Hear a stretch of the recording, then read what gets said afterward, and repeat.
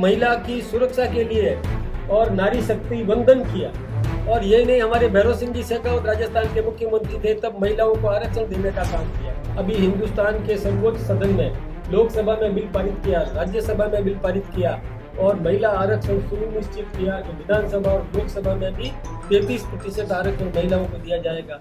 राजस्थान की राजनीति में एक बार फिर हलचल तेज हो गई है और वजह है सीटों का गणित। बात सिर्फ चुनाव की नहीं बल्कि आने वाले बड़े बदलाव की है जो सत्ता का पूरा नक्शा बदल सकता है। दरअसल केंद्र की नारी शक्ति वंदन अधिनियम के जरिए लोकसभा और विधानसभा में महिलाओं को 33% आरक्षण देने की तैयारी लगभग पूरी मानी जा रही है।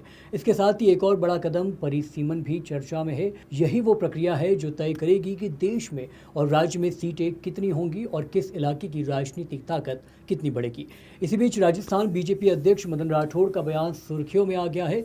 उन्होंने संकेत दिया है कि परिसीमन के बाद राजस्थान में विधानसभा सीटों की संख्या करीब 50% तक बढ़ सकती है, यानी मौजूदा 200 सीटों से बढ़कर लगभग 300 के पार करीब 304 तक। अगर ऐसा होता है तो ये सिर्फ संख्या का खेल नहीं होगा बल्कि हर जिले हर क्षेत्र की राजनीति हैसियत बदल जाएगी।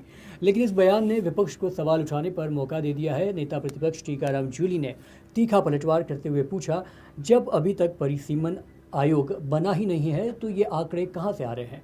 कौन तय कर रहा है कि कौन सी सीट महिला आरक्षित होगी, कौन सी सामान्य रहेगी? जूली ने यहां तक कहा है कि पद के पीछे कोई अनौपचारिक प्रक्रिया चल रही है जिसकी पारदर्शिता पर सवाल उठते हैं। दोस्तों, असल में ये बहस सिर्फ आंकड़ों की नहीं है, ये डर और उम्मीद दोनों की कहानी है।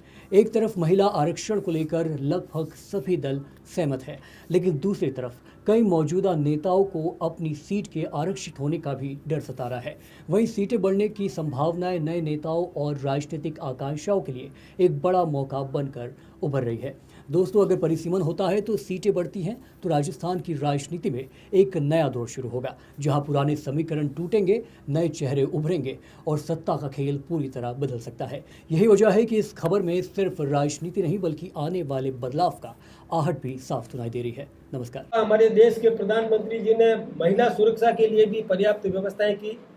पहले हमारी मुस्लिम बहनें कोई भी शादी करके ले जाता था तो कुछ वर्षों बाद में उसको तीन तलाक कह करके उसको घर से बेघर कर देता था, उसको सड़क पे और अपना नरकीय जीवन जीने के लिए मजबूर कर देता था।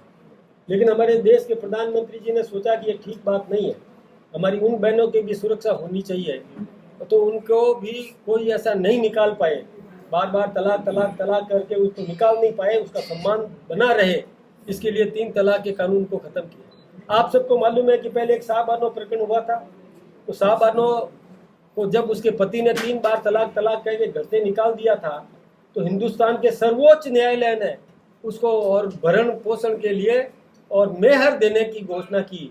लेकिन उस समय के कांग्रेस शासन ने कानून बदल करके उस बहन के हक को भी छीनने की कोशिश की है। हमारे देश के प्रधानमंत्री नरेंद्र मोदी जी को स्वीकार्य नहीं था, उन्होंने 3 तलाक समाप्त किया और अब कोई हमारी मुस्लिम बहनों का भी कोई भी इसके प्रताड़ित नहीं कर सकता, कोई भी उनको परेशान नहीं कर सकता। इस प्रकार की व्यवस्था हमारे देश के प्रधानमंत्री जी ने की। यही नहीं, हमारे देश के प्रधानमंत्री ने महिला की सुरक्षा के लिए और नारी शक्ति वंदन किया।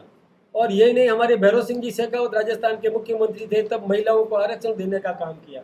हमारी आदरणीय वसुंधरा राजे सिंधिया मुख्यमंत्री बनी राजस्थान की तो पंचायत और पंचायत समिति, जिला परिषद और नगरीय निकाय में भी और 33% 50% आरक्षण देने का काम किया, यानी उनके सम्मान को भी रक्षा करने का काम किया। हमारे देश के प्रधानमंत्री नरेंद्र मोदी जी ने अभी हिंदुस्तान के सर्वोच्च सदन में लोकसभा में बिल पारित किया, राज्यसभा में बिल पारित किया और महिला आरक्षण सुनिश्चित किया कि विधानसभा और लोकसभा में भी 33% आरक्षण महिलाओं को दिया जाएगा।